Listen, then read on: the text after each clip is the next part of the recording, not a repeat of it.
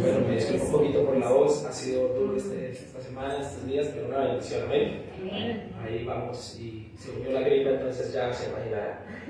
Pero bueno, aquí estamos haciendo la obra del Señor, amén. En el nombre de Jesús. Bien, para iniciar en este momento quiero invitarle a que vea este corto video y podamos entender lo que allí sucede.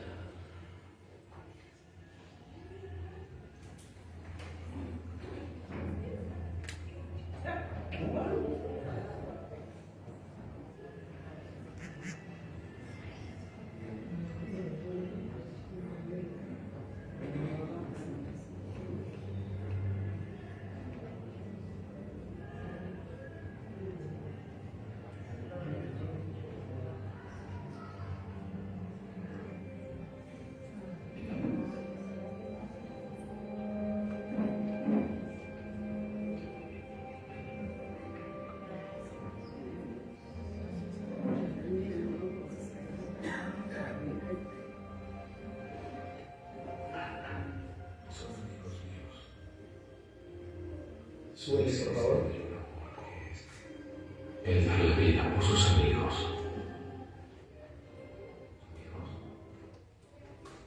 Ustedes no pueden ir a donde iré pronto. Un mandamiento nuevo les doy ahora. Que se amen los unos a los otros. Y así como yo los he amado, ustedes ámense igual. Ustedes creen en mí. Saben que yo soy el camino, la verdad y la vida. Nadie viene al Padre sino por mí. Comen y coman. Eso es mi cuerpo.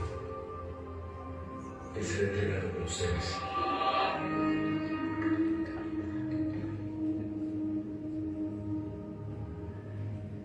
Tomen y beban. Esta es mi sangre. Sangre de la alianza, nueva y eterna, que será derramada por ustedes para el perdón de los pecados. Háganlo en memoria mía.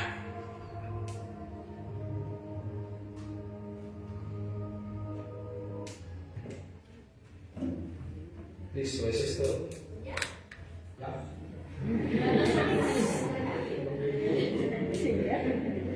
Bien. La conocida última cena, ¿no?, del Señor Jesús, donde vimos en una parte de la escena de la película La Pasión de Cristo, no sé si la han visto. Interesante escena, ¿no? Fuerte, pero también muy significativa. Y saben, un jueves como este, más o menos a esta hora, Jesús estaba celebrando la cena. No sé si usted sabía. Por eso hoy estamos haciendo esto porque, bien, cronológicamente puede que no concuerde como tal, pero lo importante es entender que un día antes de su crucifixión, como a esta hora, Jesús estaba en el aposento alto con sus discípulos, preparando el momento para ir a la cruz, y una de las cosas que él celebró con sus discípulos fue la conocida Cena del Señor. Entonces, ¿qué siente al saber que hace, póngale usted 2000 años, a esta hora, el Señor estaba compartiendo la última cena con sus discípulos? Dígame, ¿qué siente? ¿Qué piensa al saber que un día como hoy, hace 2000 años, Jesús estaba allí con sus discípulos diciéndoles estas verdades tan profundas que podemos encontrar en la Biblia? Particularmente, 3 sucesos sucedieron antes de ir a la cruz, un jueves como este.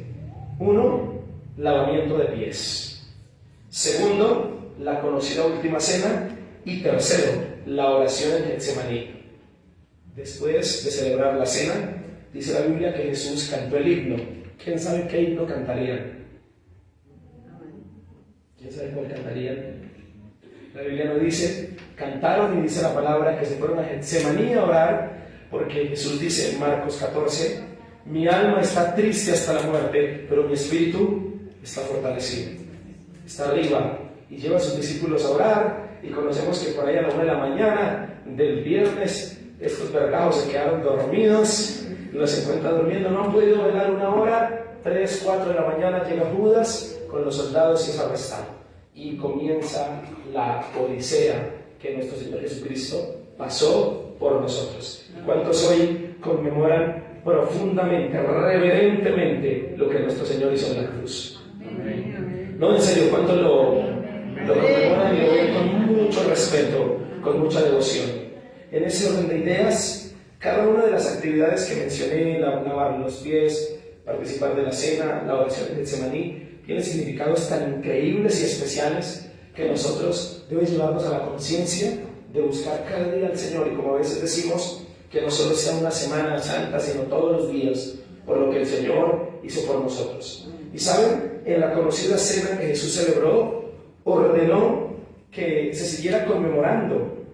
La Biblia no nos habla de un periodo como tal, de cada cuánto hacerlo, pero por lo menos nos invita a que lo conmemoremos cada que nos sea posible, para recordar y anunciar que Él murió en la cruz. Y creo que esto tiene que ver con todos los seres humanos, porque la Biblia dice que Jesús murió por todos, y antes de eso se celebró, escúchame, como Pascua, porque para los judíos la Pascua es como celebrar nosotros la cena.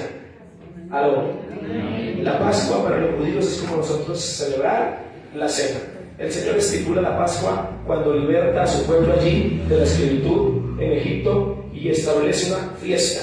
Celebren la Pascua para que recuerden y conmemoren la libertad que yo les di. Y saben, celebrar de la cena del Señor, de lo que el Señor hizo, es igual. Es celebrar la libertad que Él ahora nos trajo. Yo sé que aquí todos los que estamos, por no decir que la mayoría, conocemos muy bien esto, pero qué bueno recordarlo. Qué bueno tenerlo en cuenta, qué bueno recordar el sacrificio, para que dejemos ya tanta cosa, para que dejemos de darle tantas quejas a Dios, para que de una vez y por todas andemos derechitos. ¿Acaso lo que Él hizo en la cruz no merece eso? ¿No merece que hablemos bien? Y en ese orden de ideas, la Pascua, como lamentablemente sucede con la mayoría de cosas, a las personas se les volvió un ritual, una costumbre más, donde lamentablemente en el tiempo se perdió el significado. Y saben, en muchos lugares, incluso no solo como iglesia cristiana, protestantes que somos conocidos o nos reconocemos, celebramos la cena, otras iglesias también lo hacen. ¿Estamos de acuerdo con eso? No sé si usted lo sabe, pero definitivamente a veces con una motivación totalmente diferente y con un significado totalmente distinto a lo que la palabra del Señor nos dice. Y qué bueno este día para poder recordar bien lo que la palabra del Señor nos dice acerca de esto. Jesús, entonces, en esa última cena, revela el significado de ella a sus discípulos, y allí por primera vez ellos entienden lo que podría significar el pan, el vino que compartieron. Fue una cena, no fue un desayuno, no fue un almuerzo, fue una cena. Y las cenas tienen particularidades. Las cenas tienden a ser románticas. Las cenas tienden a ser esa comida especial de los casados, de los novios. La cena tiene un tinte distinto, ¿no? Un tinte de romanticismo. ¿Y por qué no verla desde ese punto? Conforme a lo que Dios y la palabra nos quiere enseñar. Dio el Señor a sus discípulos el pan y el vino que simbolizaban una cosa. Dígalo conmigo: la obra redentora de Cristo por la humanidad. Dígalo. La obra redentora de Cristo por la humanidad. Ese es el tema de la Biblia, la redención, el pago que el Señor hizo por nosotros en la cruz. ¿Y cuántos en este lugar quieren entonces obedecer al Señor cuando Él dijo: háganlo en memoria de mí? ¿Cuántos en esta noche quieren celebrar la cena conmigo? ¿De verdad quieren celebrar la cena conmigo? Bien, en esta noche aprenderemos muchas cosas que la palabra del Señor nos enseña acerca de esto. Y Jesús la dejó establecida como una ordenanza de Cristo a la iglesia. Como una ordenanza del Señor a la iglesia. No nos perdamos de este gran privilegio. Hay muchas ordenanzas que el Señor le dejó a la iglesia, pero especialmente dos que usted tendría que tener claras. La primera, la ordenanza de hacer discípulos, y la segunda, la de bautizarse, cuando habla de bautizarse, y la segunda, de celebrar la preciosa cena del Señor. Entonces quiero compartir un mensaje titulado Una cena muy especial. ¿Cómo se titula? Una cena muy especial. Y saben, para Pablo, para el apóstol Pablo, era supremamente importante poder enseñarle esto a las primeras iglesias que fundaba, y particularmente en una carta le enseña a la iglesia de Corinto, la primera carta a los Corintios, les habla acerca de la cena, porque específicamente allí se estaban presentando divisiones y lamentablemente la iglesia de Corinto había comenzado a celebrar la cena muy folclóricamente. No lo estaban haciendo conforme a los principios divinamente ordenados y teniendo en cuenta algunos principios importantes para celebrarla. Y la iglesia de Corinto pasó por diferentes contiendas y divisiones, y Pablo ve la oportunidad de hablar, de celebrar la cena conforme la Biblia lo dice. Y el Señor hoy nos invita a conocer el significado divino de la cena y los principios divinos que ella nos trae, que ella nos demanda para que lo podamos celebrar conforme a su palabra.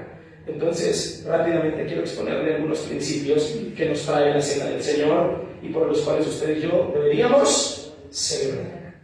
¿Estamos de acuerdo en eso? Primer principio, quiero invitarle a que abra su Biblia en la primera carta de Corintios, capítulo 11, versículo 17.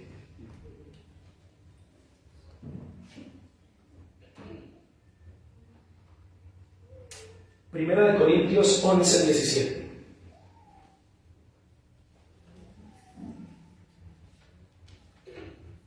Y entonces la palabra del Señor dice así: Pablo exhortando a la iglesia de Corinto. Pero al anunciaros esto que sigue, no os alabo, porque no os congregáis para lo mejor, sino para lo ¿qué? Peor. Está reclamando eso. Ustedes están congregando no para el bien, sino para el mal. Pues en primer lugar, cuando reunís como iglesia, oigo que hay entre vosotros ¿qué? ¿Aló? ¿Qué hay? Divisiones. Y en parte yo lo creo. 19. Porque es preciso que entre vosotros haya disensiones, para que se hagan manifiestos entre vosotros los que son aprobados. Cuando pues os reunís vosotros, esto no es, véalo, esto no es que comer la cena del Señor, porque al comer cada uno se adelanta a tomar su propia cena, y uno tiene hambre y otro se embriaga. Pues, ¿qué? ¿No tenéis casas en que comáis y bebáis? ¿O menospreciáis la iglesia de Dios y avergonzáis a los que no tienen nada? ¿Qué os diré? ¿Os alabaré? En esto no os alabo. Amén. Hay un primer principio en este pasaje que nos habla de lo que nos debe traer la cena del Señor, por la cual fue estipulado en la palabra. Primer principio que nos trae la cena: unificación. ¿Qué nos trae? Unificación. Diga el que está a tu lado: unificación. Y la cena del Señor, escúcheme, la celebramos para unificarnos.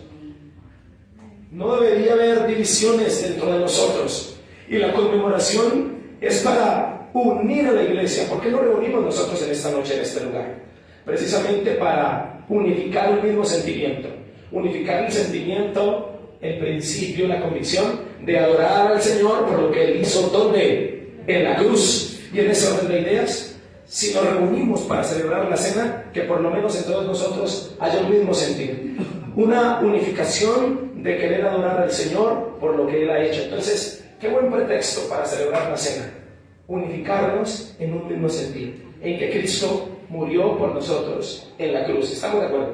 Amén. La cena es sagrada. ¿Por qué? Porque para celebrarla nos exige unidad. ¿Estamos de acuerdo? Amén. La cena hace alusión a lo que es la iglesia. Y como lo hablábamos o predicamos anoche en la vigilia, en una parte, la iglesia es una familia. La iglesia es una comunidad, es un cuerpo, también es un rebaño. Siempre cuando el Señor habló de su iglesia, habló de unificación. Quiero hablarle a su corazón, quiero hablarle a aquellas cosas que a veces nos hacen ser individuales dentro de la iglesia. Aquellas cosas que no nos hacen reunirnos con los demás. La obra redentora de Cristo en la cruz, es decir, la cena que hoy celebramos, nos exige unidad y nos exige esto: poner nuestros intereses por debajo de lo que significa. Ya párela, no siga dividido en su casa. Ya no más. ¿Va a celebrar la cena? ¿Quiere obedecer al Señor? Unidad. ¿Estamos de acuerdo con eso? Ya basta de división. No es la voluntad de Dios. Tenemos que hoy obedecer a lo que el Señor dice. Y en el contexto de esta primera carta de Corintios, la exhortación de Pablo a la iglesia es porque celebran la iglesia, celebran la cena, pero lo hacen con borracheras. ¿Leyó lo que decía? Es decir que, y el texto para resumirlo le dice que los ricos se reunían en la misma iglesia, como aquí el grupito de los ricos, allá el grupito de los pobres, allá el grupito de los abandonados, y celebraban la cena divididos, cada quien con sus propios intereses, y como la cena del primer siglo era todo un banquete, no solo vino y pan, sino habían alimentos antes de. Entonces formaban era un jolgorio, la cena representaba para muchos fiesta. Pablo por eso tiene que entrar a hacer una recordación de los principios verdaderos y fundamentales, los cuales la Biblia y la palabra nos hablan. ¿Estamos de acuerdo en eso? Entonces, escúcheme, Pablo en Éfeso escuchó de las divisiones, versículo 19, de las divisiones de la iglesia de Corinto. La pregunta es, ¿qué escucha la gente de afuera de nosotros? División. Se supone que nosotros no solo se nos predica la unión, sino que tenemos una ceremonia que es la cena que nos lo recuerda.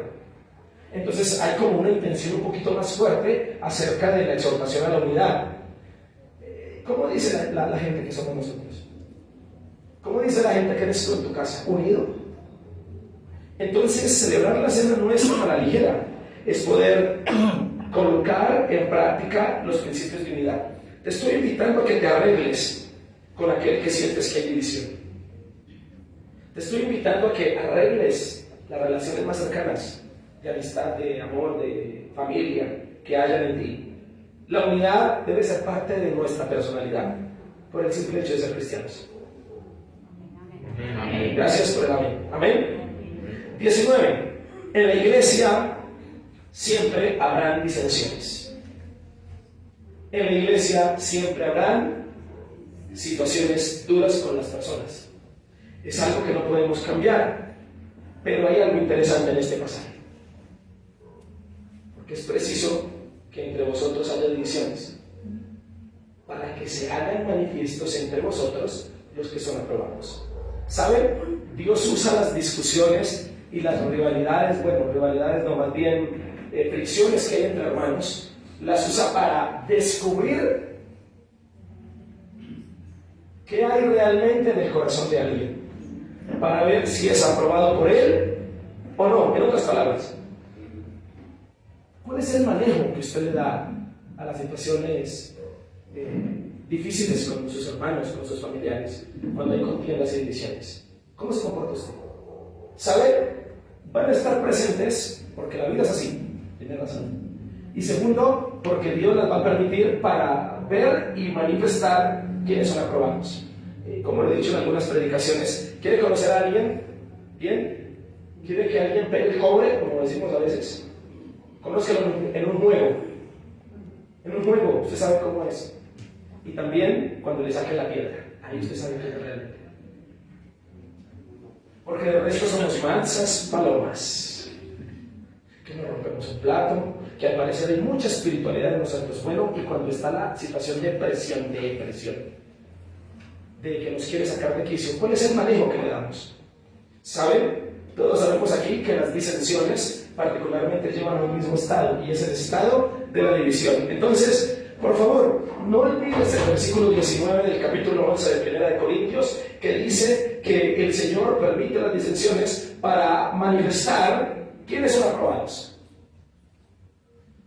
No sé si me pueden entender en otras palabras, como para saber, para probar el carácter. Y lo voy a decir con amor. Pero los cristianos tienden a ser los más valerianos, los que me reaccionan mal. Hoy celebramos la cena que nos invita a la unidad.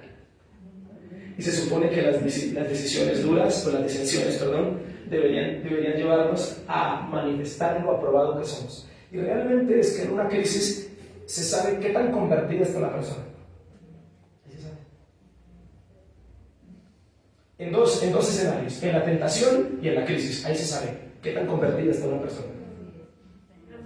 Porque le voy a decir una cosa con respeto, pero si es por asistir a una iglesia, hay personas que asisten con más regularidad que usted y yo, pero usted y yo podemos ser más cristianos que ellos. El hecho de asistir con regularidad a una iglesia no significa nada. Porque las personas podemos aparentar, porque las personas podemos colocar una cara que no es, porque las personas podemos tener intenciones malas, dañinas, intenciones torcidas, y ¿quién le dice esto que no? Pero delante de un Dios justo, no se le olviden, dos escenarios existirán para ver y manifestar qué tan aprobado, qué tan convertido eres. Uno, las tentaciones. Segundo, las dificultades. Como me encantaría verlo a usted en una situación de crisis para ver cómo reacciona. A ver si reaccionamos de la forma que el Señor nos invitaría a hacer. La cena nos recuerda eso. Segundo, versículo 20, Pablo habla de rechazar la práctica de la cena, donde hay envidias, donde hay roces, donde hay divisiones. Versículo 21, la cena era celebrada como una fiesta desenfrenada. Somos uno solo. Eso quiere el Señor que sepas, y que una de las características que haya o nos embargue al celebrar la cena sea la humildad. Amén. Amén. La cena nos conduce a la unidad al recordar el santo y el valioso sacrificio de Cristo. Esta tarde hablaba con algunas personas donde hablábamos que el fundamento de la fe de un cristiano debe ser la muerte y resurrección de Jesús, porque si tú tienes otra motivación para ser cristiano, te vas a frustrar en el camino. Porque hay personas que buscan a Dios porque quieren cumplir sueños, porque quieren cumplir metas, porque su hogar vaya bien. Hay intereses no malos, pero cuando la base fundamental de la fe no es la muerte y la resurrección de Cristo, vas a terminar frustrado. Porque muchas de las cosas que se desean no se dan, no se van a dar. Pero en una crisis bien dura, o en la cúspide de la bendición más alta, la realidad y la convicción de que Cristo murió y resucitó es la misma. Amén. ¿Aló? Amén. Es la misma. Por eso que tu fe hoy, que estos días que se supone que cronológicamente, o bueno, como espacio en nuestro calendario recordamos la muerte y la resurrección de Jesús, te lleve a reflexionar en lo que está parada tu fe y el fundamento de tu fe. ¿Es realmente la muerte de Jesús? ¿Es realmente la resurrección de Cristo? ¿Sabe? Eso sí haría cambiar a cualquiera. Por eso, si tú estás evangelizando a un amigo que quiere conocer de Cristo, por favor, no le vayas a hacer promesas de parte de Dios que Dios no le ha hecho. ¿Sí estamos de acuerdo? La iglesia que todo le va a salir bien. Hermano, el fundamento de una evangelización es Cristo.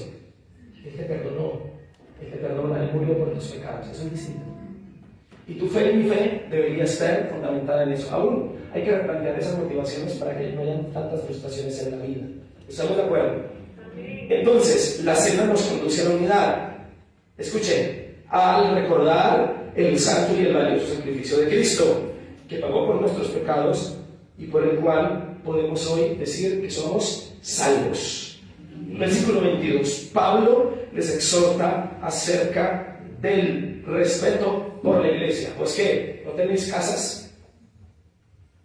¿Y que como así viváis?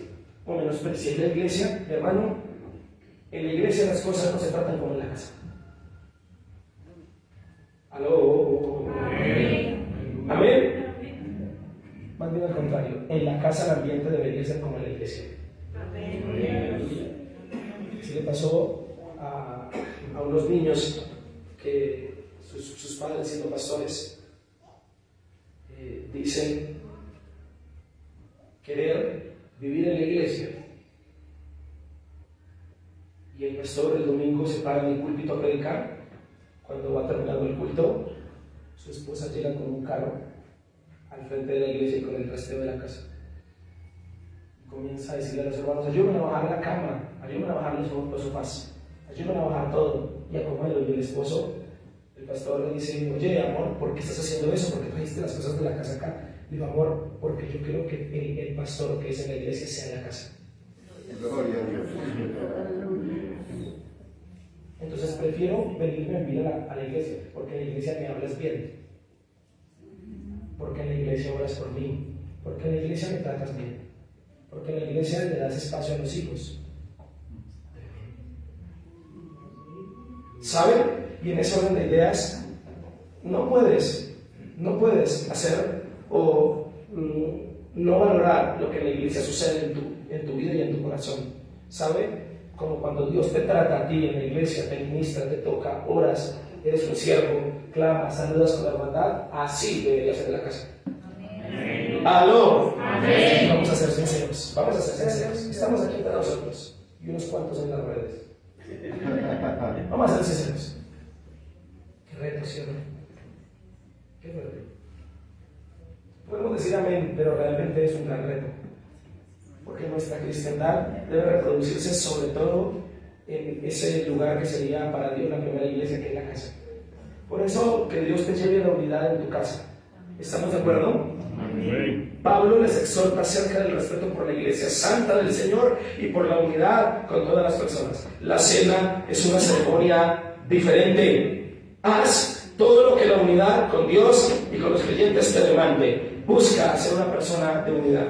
Mire, en la iglesia y reunirnos como cristianos es reunirse diferentes historias de vida. Es reunirse diferentes personas con una historia pasada. Seguramente algunos con una historia más difícil que la otra. Reunirse como hermanos en la iglesia es reunirse un poco, ¿no?, de personas frustradas, que han tenido frustraciones, que han tenido un pasado oscuro, que han tenido problemas, dificultades, que vienen de circunstancias difíciles. Imagínense cómo lograr que esas historias se unan. Habría una sola razón: Cristo. Amén. Solo Cristo nos llevaría a la unidad. Amén. Porque si le pasara el micrófono a cada uno, seguramente usted tiene una historia de vida que nos podría contar y sería muy triste para muchos, porque todos aquí tenemos una historia que contar. ¿Quién nos podría llevar a la unidad? Jesús. Amén. Amén. Haz entonces todo lo que la unidad en Dios y con los creyentes te demande. ¿Qué demandaría unidad? La unidad la demandaría el perdón, perdonar. Unidad nos demandaría reconciliación.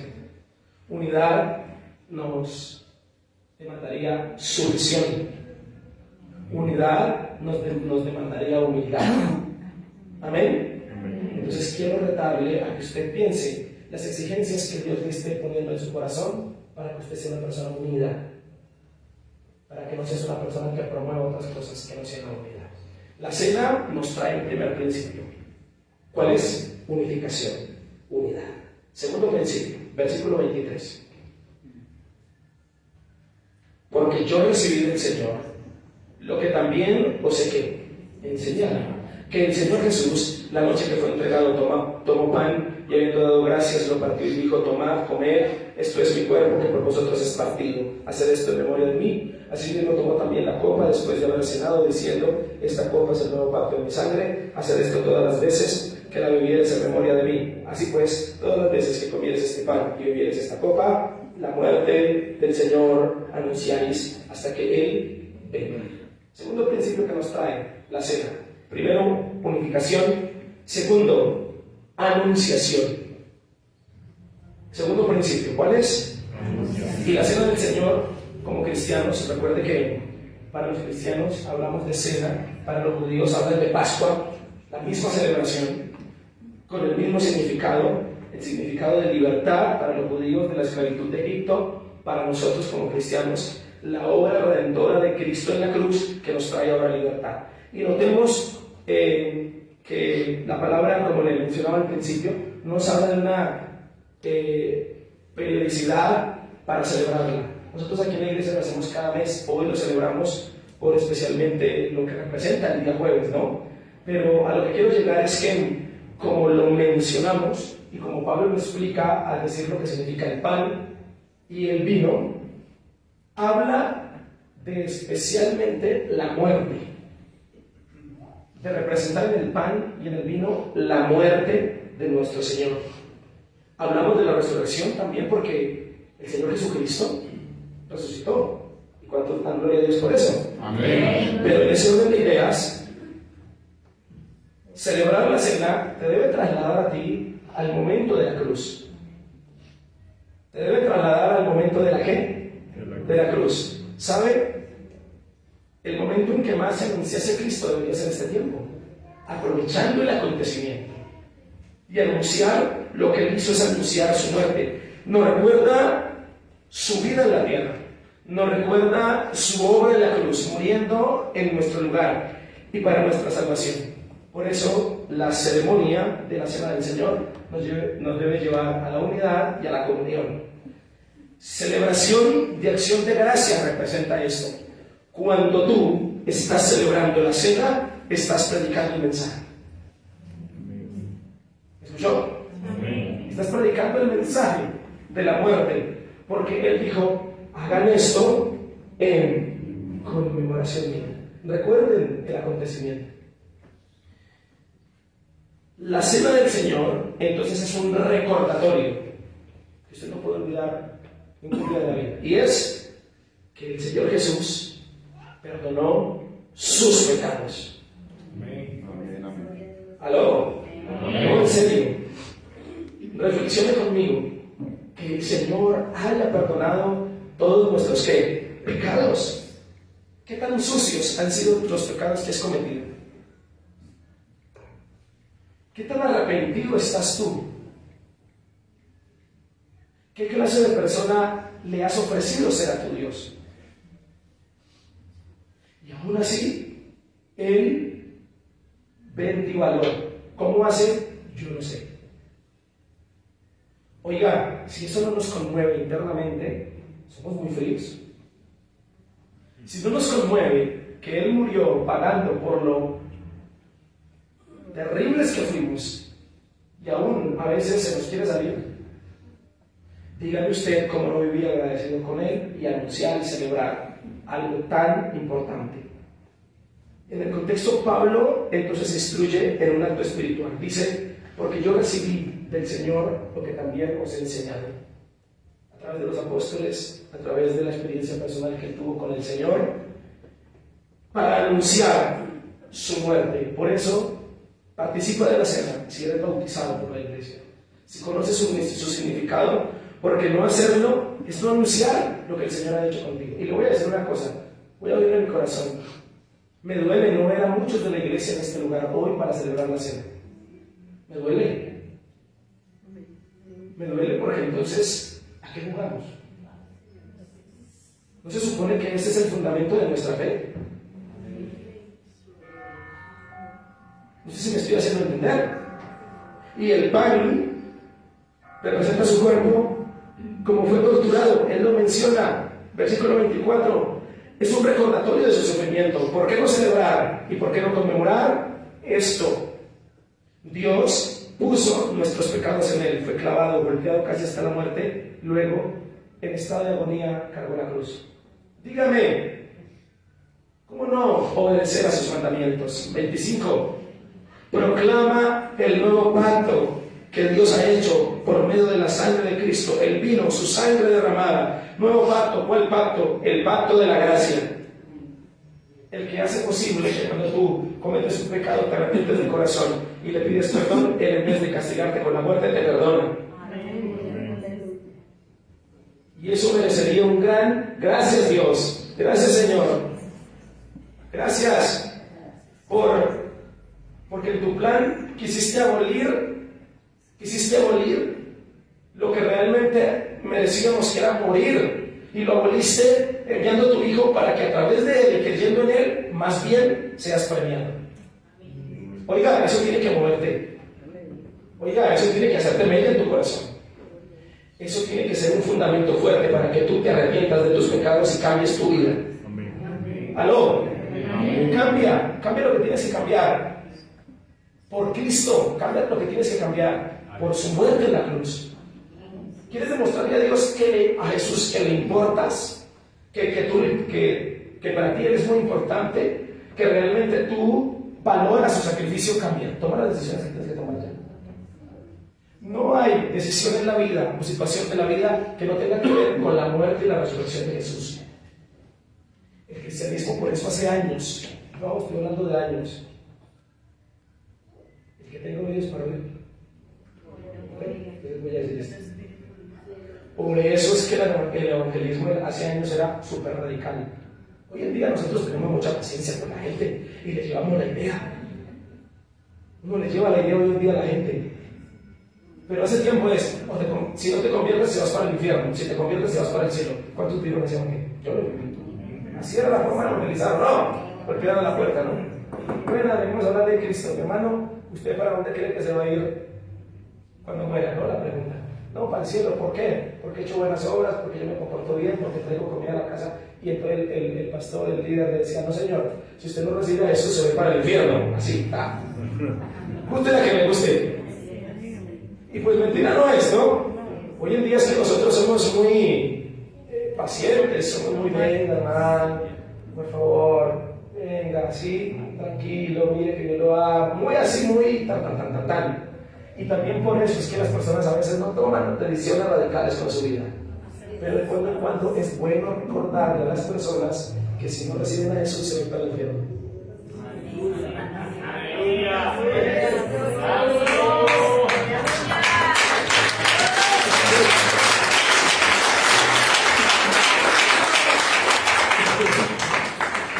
No sé si me estoy haciendo entender.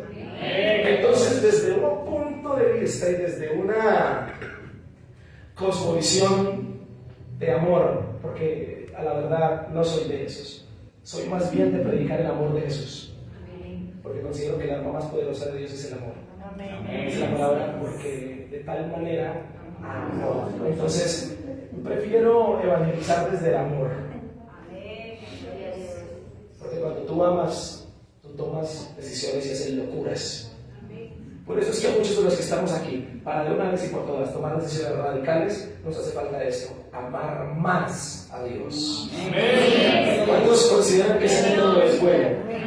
No es del susto, no es del miedo. Hay una hermana hoy en día ya, ancianita, que ella muy especial de la iglesia de la. Ella dice: uno se convertía por miedo. Pues que digan que se va a ir para el infierno, ¿cierto? Y muchos aceptaron y hicieron la oración de fe más que por convicción, por miedo. Bueno, en el camino entendieron cosas y Dios ya conquistó su corazón y lo amaron bien, pero hay un fundamento importante aquí. Todos sabemos que la muerte de Jesús, su sangre derramada, su cuerpo entregado para que sufriera, sabemos que impulsaba a Jesús a dar cada paso.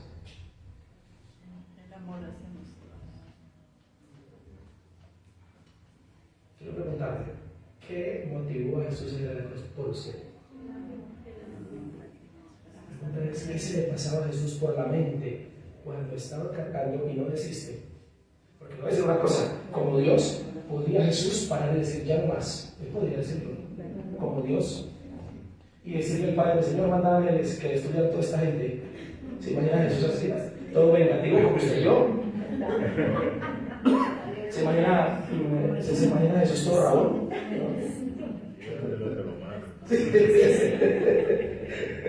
¿Se imagina a Jesús todo Piedro porque le pegaron, porque lo escupieron? ¿Se imagina todo Piedro diciendo: no, aquí me la espera? ¿Cierto? ¿Pudo hacerlo? ¡Claro! Totalmente, él tiene el poder. Pero ¿sabes qué hizo que él caminara con esa cruz y muriera por nosotros? ¿Saben? Yo creo que lo impulsaba en su corazón un sentimiento de amor fuerte, y sé que su rostro y mi rostro se le pasaba por la mente. Amén. Allí, duro, tremendo. Hermano, si esto usted no lo hace decidir por él cambiar, ¿qué? Dígame. ¿Qué consejo le doy? Que Dios nos ayude a entender. Que debemos anunciarlo. Que Dios nos ayude a entender lo que Él hizo por nosotros. Y sabe, la cena es inspirativa. Nos inspira porque nos recuerda, escuche, que es por fe que podemos recibir los beneficios de la muerte de Jesús. Con fe, creyendo en Él, el requisito fue ese. Porque de tal manera amó Dios al mundo que ha dado a su Hijo unigénito para que todo aquel que cree en ese Hijo no se pierda, mas tenga vida eterna. Y la cena es un acto sencillo, una cena. Escúcheme, pero creemos que el pan y el vino son elementos simbólicos de la obra redentora de Cristo en la cruz, que fue literal. De verdad cargó con la cruz, de verdad cargó con la corona de espinas, de verdad fue azotado. Y hay películas que nos dan un aire, ¿no? Pequeña muestra de lo que pudo hacer ese hecho. Se dice que una de las películas que más se acerca a la realidad de Jesús fue La Pasión de Cristo, ¿no? Pero eso no se compara realmente con lo que él vivió. Miren, ¿cuántos han escuchado el versículo de Isaías que dice, por su llaga fuimos curados? Amén. ¿Lo ha escuchado? Sí. Cuando la Biblia dice que por su llaga, el texto no dice por sus llagas. Dice por su qué. Llagas. Entonces quiere decir que el azote le abrió la espalda, fue una sola llaga. ¿Me está entendiendo lo que le estoy diciendo? Amén. No dice el texto llagas. Llaga. Una sola llaga. Una. Pero tremenda. Entonces, mi hermano, eso hizo el Señor por usted. ¿Cómo no cambiarlo y cómo no reflexionar al celebrar la cena? Escúcheme, esta obra es recordación de lo que un creyente diariamente debe vivir, motivado por lo que su Señor hizo por él en la cruz. ¿Te hace falta tomar decisiones radicales en tu vida? Hazlo porque Cristo no reparó en tomar la decisión de ir a la cruz por ti. Debería ser recíproco tomar decisiones por ti. ¿Aló? Amén. ¿Cómo vamos hasta aquí? Versículo 26. Es recordar su muerte. Y el texto de la Biblia nos enseña que la cena es recordar su muerte, no es recordar su nacimiento.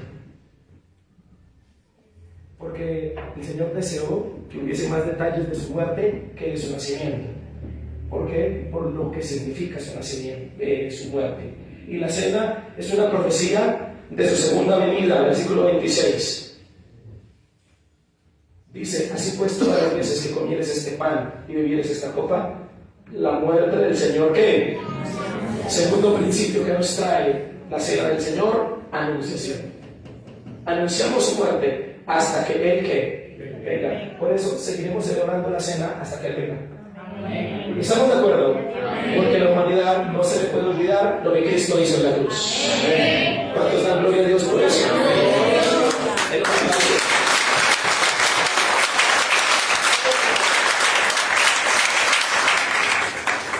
Como le decía, cuando usted celebra la cena, está predicando un mensaje, está anunciando que Cristo murió por usted. Por eso quiero invitar a todos los que están presentes a que no reparen de participar de la cena, porque esta es una noche especial. Y la cruz de Cristo, la cena, nos enseña que predicamos dos mensajes. Uno que es hacia atrás, haciendo valedera su muerte. Y uno hacia adelante, hasta que Él venga. Amén. La cruz es ofensiva, ¿sí sabía usted? Lástima que no traje la cruz, allá al otro lado estaba. Pararse frente a la cruz es, porque como la Biblia dice que Jesús es luz, tiene que ser ofensiva porque cuando tú te paras frente a la cruz, ella ilumina los puntos más negros tuyos, entonces los saca a flote. Por eso es que cuando tú te acercas a Dios, Dios te dice, eres un terco, eres un mal geniado, eres un hipócrita, eres un envidioso, eres un egocentrista, eres una persona que necesita de mí. Y no hay forma de hacerle sentir, como lo hacemos en las clínicas del alma, no hay manera de convencer a alguien que necesita una medicina, sino hasta cuando esa persona reconoce que la necesita. Amén. Por eso cuando tú te paras frente a la cruz, es dejar que Dios ilumine los puntos más negros tuyos y los saque a flote, para mostrarte lo que tienes que cambiar. Por eso es que estos lugares no se llenan, porque no todo el mundo reconoce que está mal. Por eso cuando la Biblia dice, yo creo firmemente que el texto que dice que el reino de Dios lo arrebatan los valientes, Yo creo que los valientes del que habla el texto es aquellos valientes que reconocen que necesitan ayuda. Porque un valiente para Dios es aquel que se humilla, que pudiendo ser soberbio y no reconocer que necesita ayuda, agacha la cabeza y abre su corazón para la ayuda que Dios quiere darle. Amén. Por eso, mi hermano, la cruz tiende a ser ofensiva, porque nos exige. Nunca la cruz te sugiere un cambio, te lo exige. Y sí, tú que viniste esta noche, Dios te trajo a este lugar para exigirte que cambies, no para sugerírtelo. Y lo coloco en el aire y en el ambiente porque cada uno de los que estamos aquí sabe que tiene que cambiar, sabe qué decisiones tiene que tomar. Y la cruz, Cristo te exige un cambio, no te lo sugiere, porque Él sabe que el primer beneficiado eres tú. Nació sin pecado el Señor. Cuando lo aceptas, te vistes con la justicia de Él. Dios no ve ya tu pecado, sino ve a Jesús en ti. Por esto la cena del Señor la celebramos para anunciar la muerte. Celebrar la cena para anunciar su muerte y su resurrección debemos hacerlo hoy por una realidad final. Porque en últimas, Cristo viene pronto. Amén. Qué tristeza que el Señor venga y nos encuentre no habiendo tomado las decisiones que tenemos que tomar. Oigan, por cierto, vale la pregunta: ¿usted cómo quisiera que el Señor lo encontrara cuando viniera? Bien. ¿Cómo quisiera que lo encontrara? Le tengo un pero. Bueno, le tengo un pero, le tengo una situación. Resulta que la Biblia no dice cuándo viene.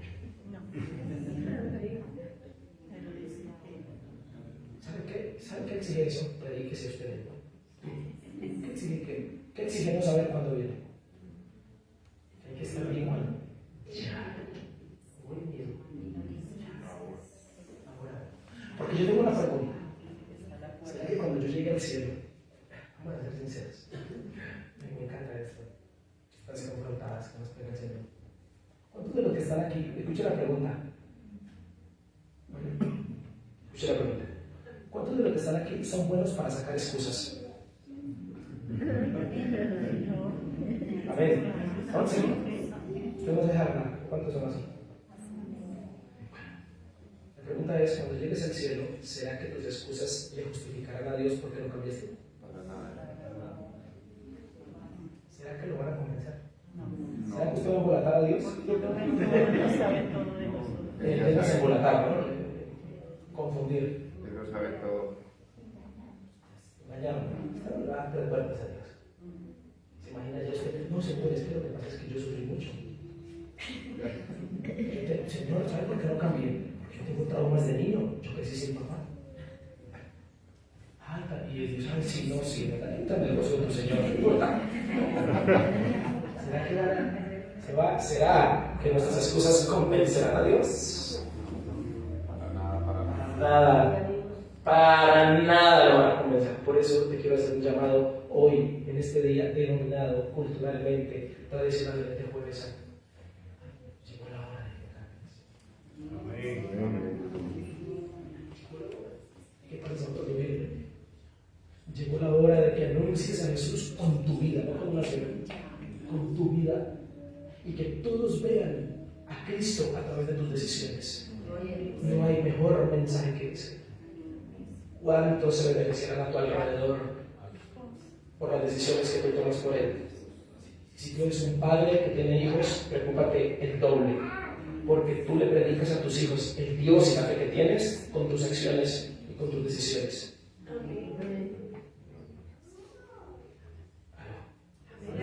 ¿A cuántos de nos está hablando esta noche? Termino con lo siguiente porque el tiempo se nos fue. Versículo 27. Hemos hablado de dos principios que nos trae la cena. Primero, unificación. Segundo, anunciar su muerte. Tercero, y con esto termino. 27. Oigan, ¿me ha escuchado así, rojo y todo? ¿Me ha escuchado? Bueno, gloria. Amén. De manera, quiero que continúe leyendo conmigo. De manera que cualquiera que comiere este pan o bebiere esta copa del Señor indignamente será culpado del cuerpo y de la sangre del Señor. Por tanto, pruébese. ¿Por tanto qué? Pruébese cada uno y coma así del pan y beba de la copa, porque el que come y bebe indignamente, sin discernir el cuerpo del Señor, juicio come y bebe para sí. Por lo cual hay muchos enfermos y debilitados entre vosotros, y muchos duermen. Si pues ¿qué debemos hacer? Si pues nos examinásemos. Segundo principio que nos trae la cena: autoexamen. ¿Qué nos trae la cena? Autoexamen. Continuemos leyendo. Si pues nos examinásemos a nosotros mismos, no seríamos ¿qué? Y es aquí donde se rompen algunas teorías falsas acerca de este tema de tomar la cena indignamente. Ahorita lo voy a explicar. 32. Mas siendo juzgados, somos castigados por el Señor, para que no seamos condenados con el mundo. Quieto ahí. Lea el texto. Mas siendo juzgados, somos castigados por el Señor, para que no seamos condenados. ¿Qué prefiere? ¿Un castigo o una condenación? Castigo. Pues pastor, si me pregunta ninguna de las dos. Como la entrevista, ¿no?, del Señor, que le preguntan, díganos cuál es el trabajo de sus sueños. Y él dice, bueno, yo en mis sueños no trabajo. ¿Cierto? El peor de los casos, ninguno. Pero, ¿qué es mejor? ¿Un jalón de orejas porque estás caminando torcido, a que llegues al día de que mueras sin haberte corregido y llegue la condenación? ¿Qué es mejor? Una disciplina. Es mejor. Y la palabra del Señor dice que Dios, al que ama, lo corrige.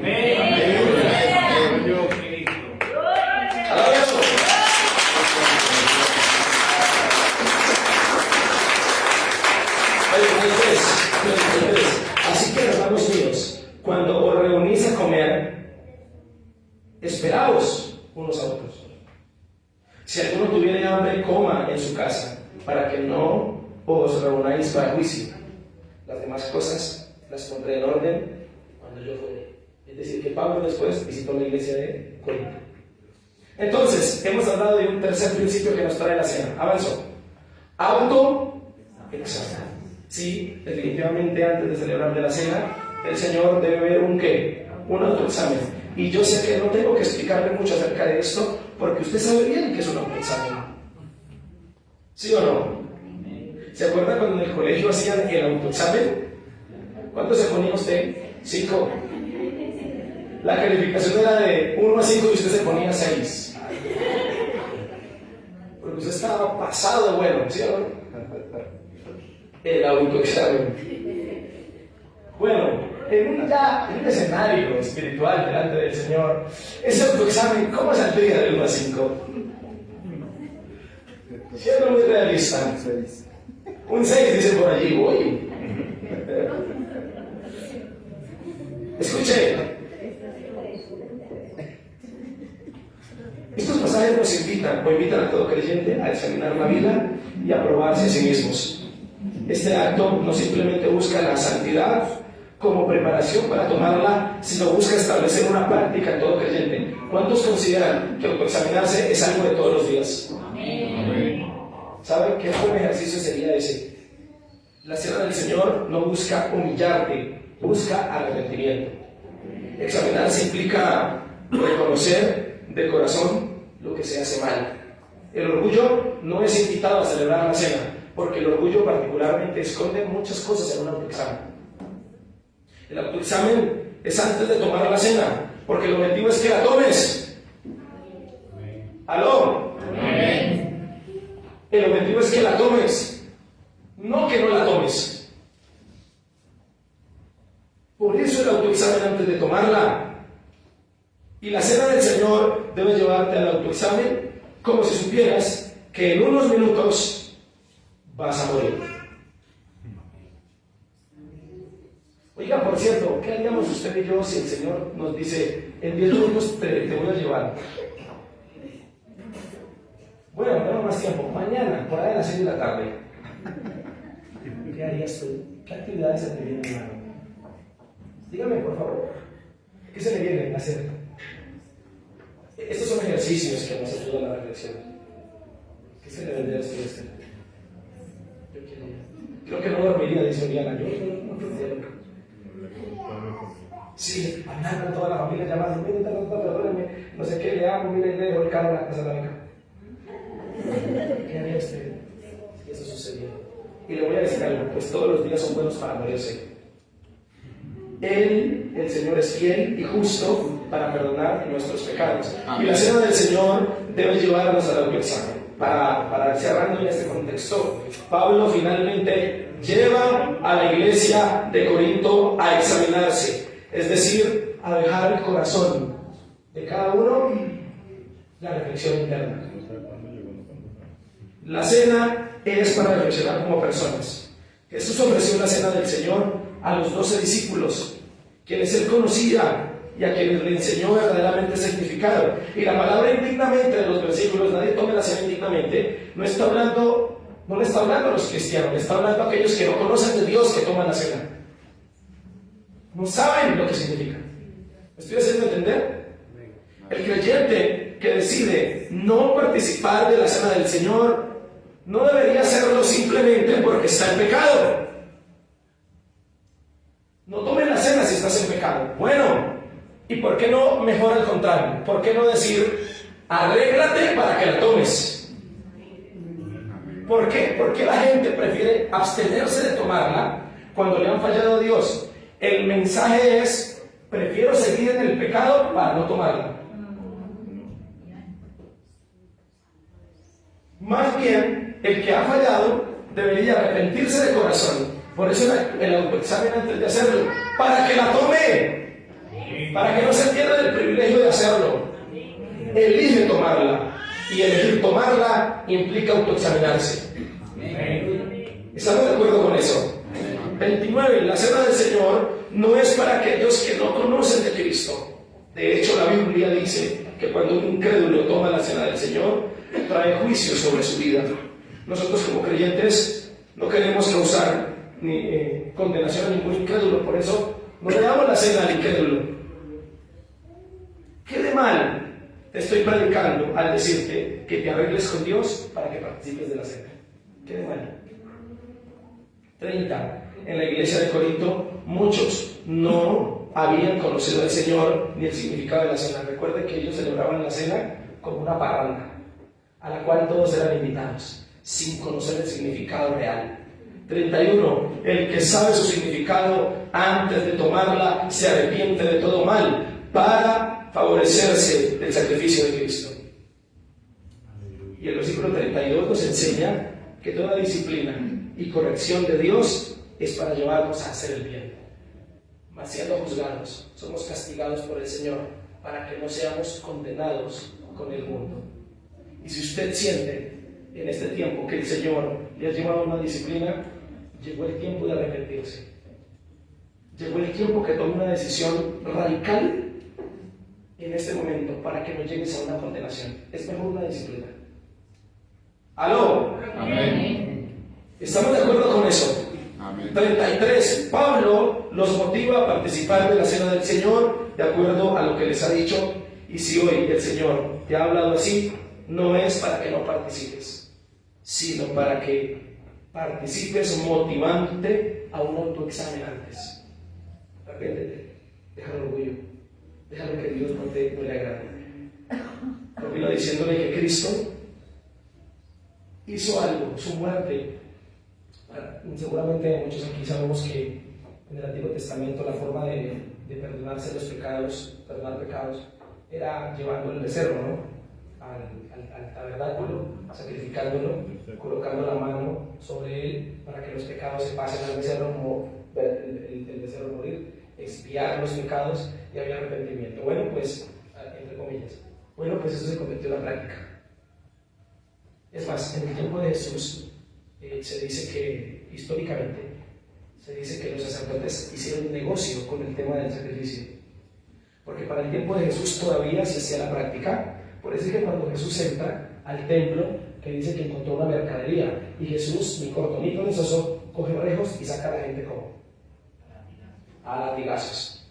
Porque esta casa es casa de oración, no de mercaderes. Se lo tenemos el templo. ¿Cómo así?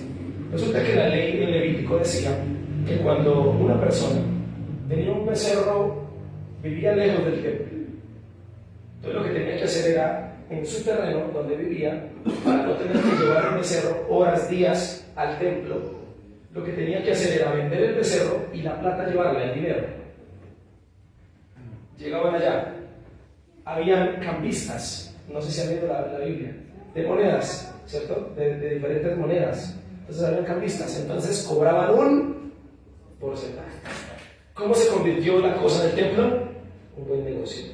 Tanto así que la historia dice y habla de que cuando se llevaban el becerro, lo entraban al lugar santo y la gente, al lugar santísimo, y la gente se quedaba en el lugar santo afuera de los atrios y no podían ver si realmente el becerro era sacrificado. Entonces los sacerdotes lo que hacían era entrar el becerro, bueno, vamos a sacrificar el becerro por eso, y luego lo sacaban por otra puerta y lo volvían y lo revendían.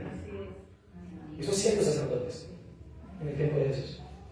Imagínense usted, jugaban con la fe de la gente. Entonces, hubo algo que sucedió con el tema de los sacrificios con animales, y es que pronto se perdió el significado profundo. Cuando Cristo, quien lo dice es Juan el Bautista, he ahí el Cordero de Dios que quita el pecado del mundo. Cuando habla de cordero, habla de oveja, ¿no? Oveja joven, que va a ser sacrificada por el perdón. Aquí viene, el sacrificio de Jesús, según Hebreos, es el único sacrificio que pudo hacer esto: purificar la conciencia de las personas. ¿Cómo hace purificar su conciencia? Allí en su mente, hacerles creer y convencerles de que su sacrificio fue real y de que fue eficiente para perdonar pecados. No tanto como un ritual, sino por amor lo creemos. ¿Estamos de acuerdo? En esa orden de ideas, Jesús lo hizo así. La cena entonces nos trae unificación, anunciación, pero también examen. Y quiero pedirle en esta noche que para cerrar, celebremos de la ceremonia de la cena del Señor. Amén. Amén. Quiero invitarle a que esté de pie entonces.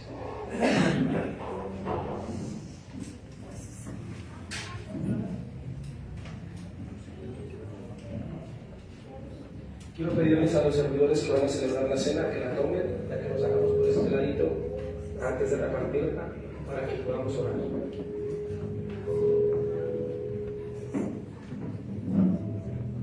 Recuerde que la cena nos invita a la unificación, a la anunciación, pero también nos invita al autoexamen.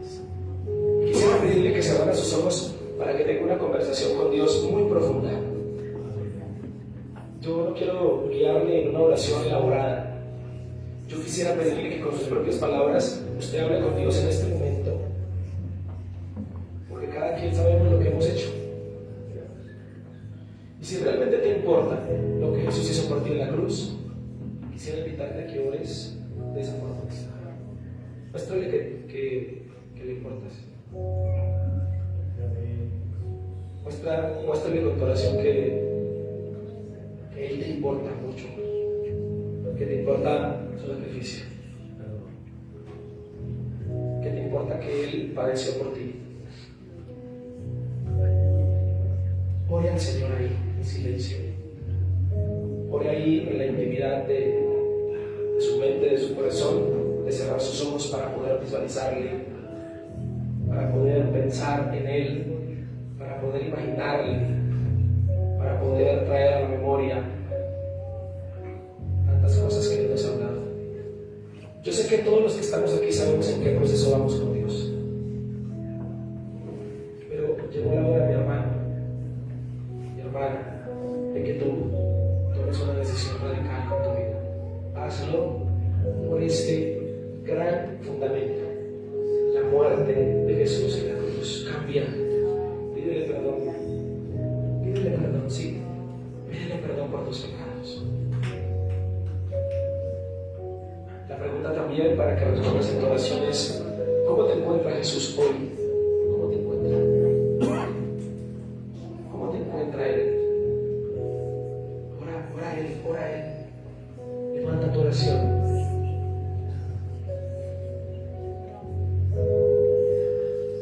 Quiero en estos minutos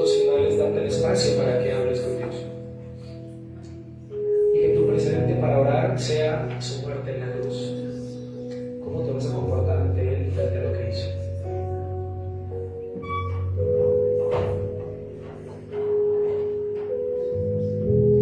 ¿Qué palabras le vas a decir a Él frente a lo que Él hizo por ti?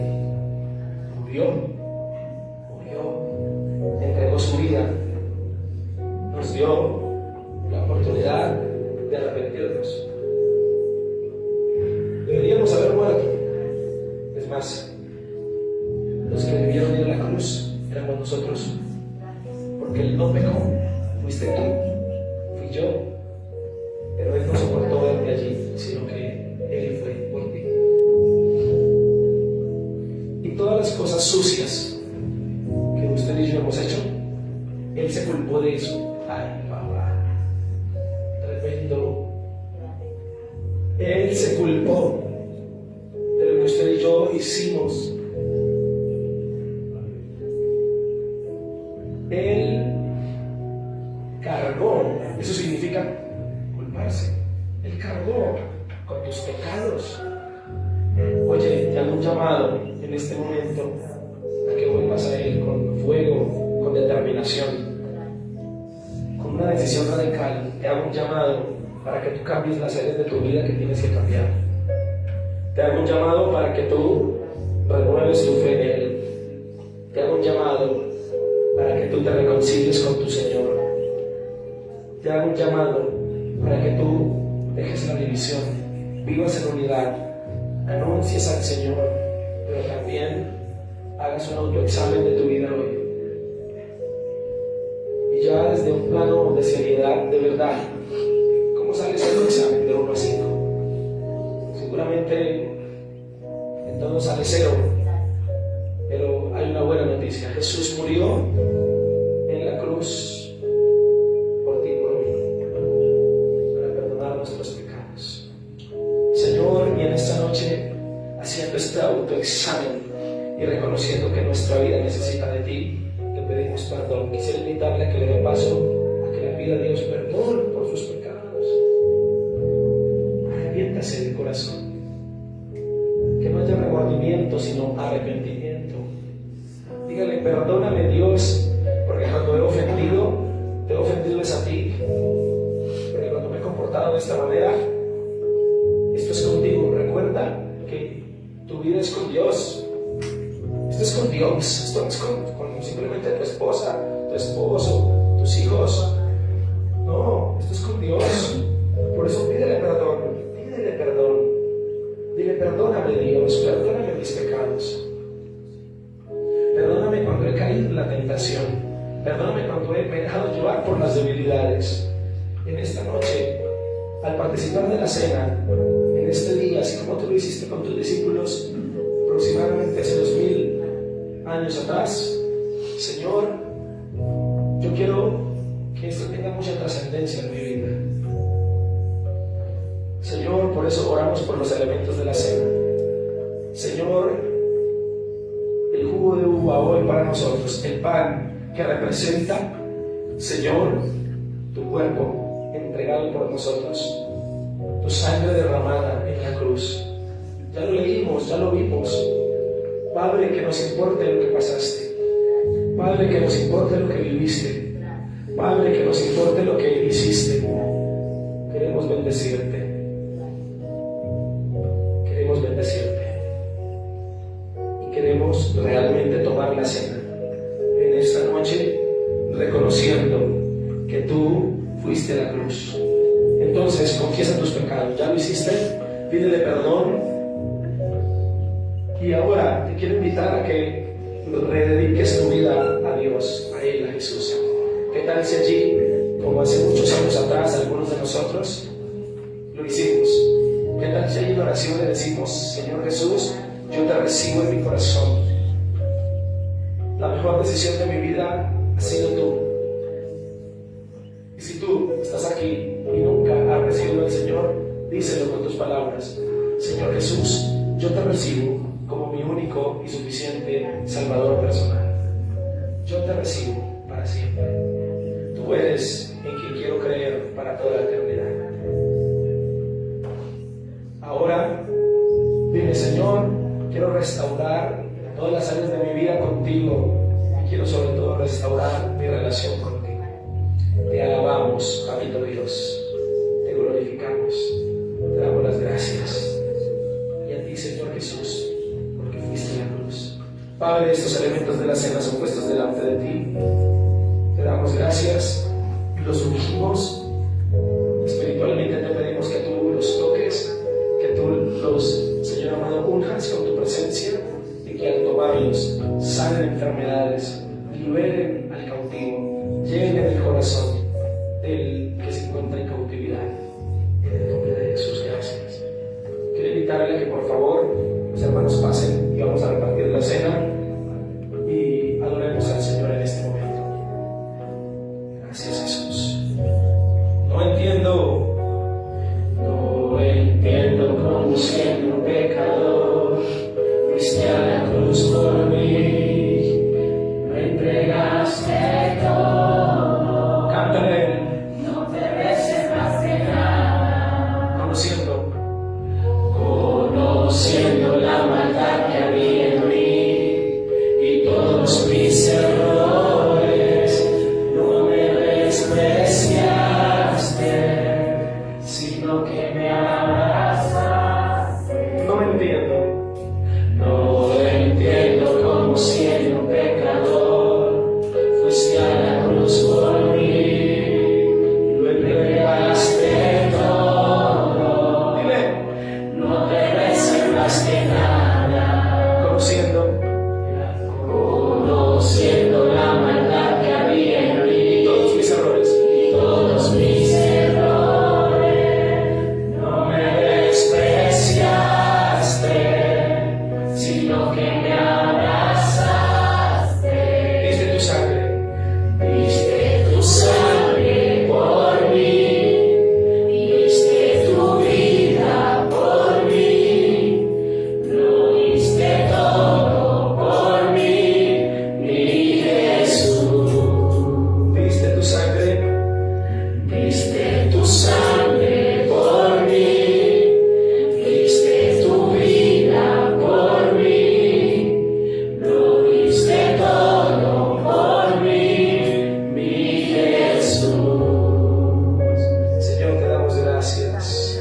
Adórale, ora ahí donde estás mientras tanto. Mientras pasan por tu lugar para que reciban los elementos de la cena, adórale, ponte a cuentas con Él. Pídele perdón por tus pecados, por tus ofensas. Dile que te fortalezca, que te lleve a estar fortalecido en Él. Dile que te fortalezca en gran manera. Gracias, Señor, por tu amor inagotable. Te queremos bendecir, te queremos adorar, te queremos glorificar, Señor. No entiendo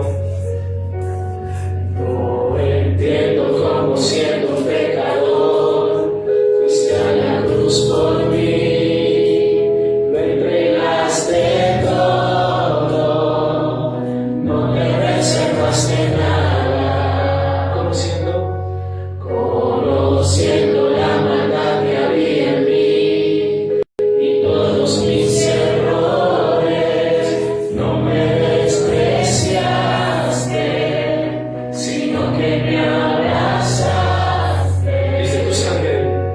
Diste tu sangre por mí, en la cruz. Diste tu vida por mí, lo diste todo por mí, mi Jesús.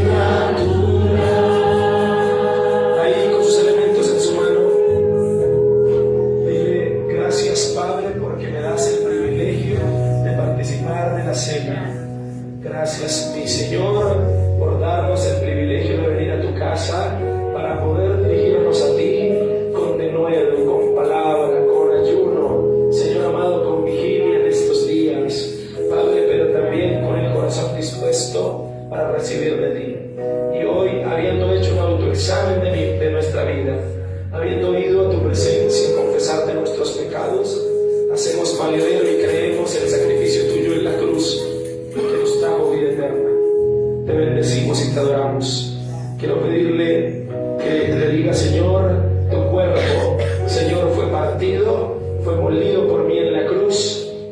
Gracias por sacrificarte por mí.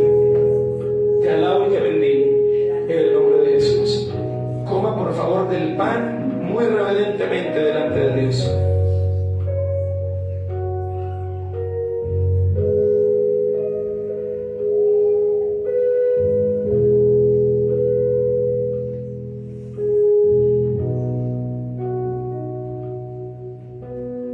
En ese mismo momento el Señor también tomó la copa y dándole muchas gracias al Señor, bebió y le dio a sus discípulos y les dijo que allí había un nuevo pacto en ella que representaba su sangre derramada en la cruz por el perdón de los pecados, el nuevo pacto de la gracia, el regalo inmerecido de la salvación, de ir con arrepentimiento de corazón a su presencia, pedir perdón y recibirlo de parte de Él. Así que hoy al valedero también estoy y dile, Señor, gracias, porque tú moriste y también derramaste tu sangre. Sangre inocente fue derramada, pero esa sangre preciosa cubrió todos mis pecados. ¿Cómo no agradecerte por eso? Te alabamos, Señor Jesús, te bendecimos. Quiero pedirle que tome de la copa también en reverencia y en santidad al Señor.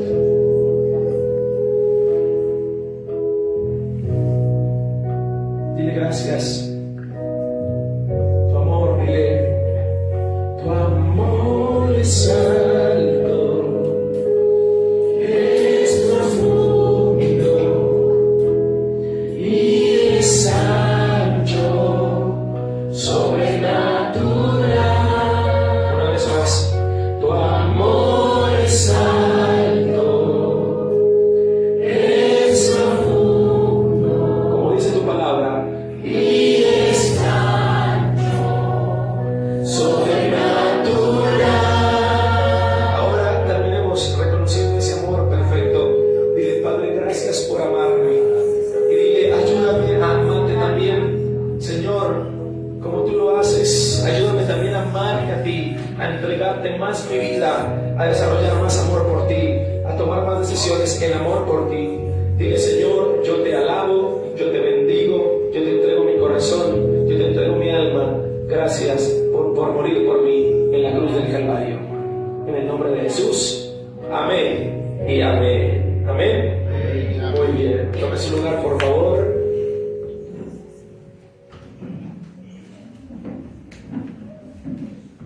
Ya vamos terminando.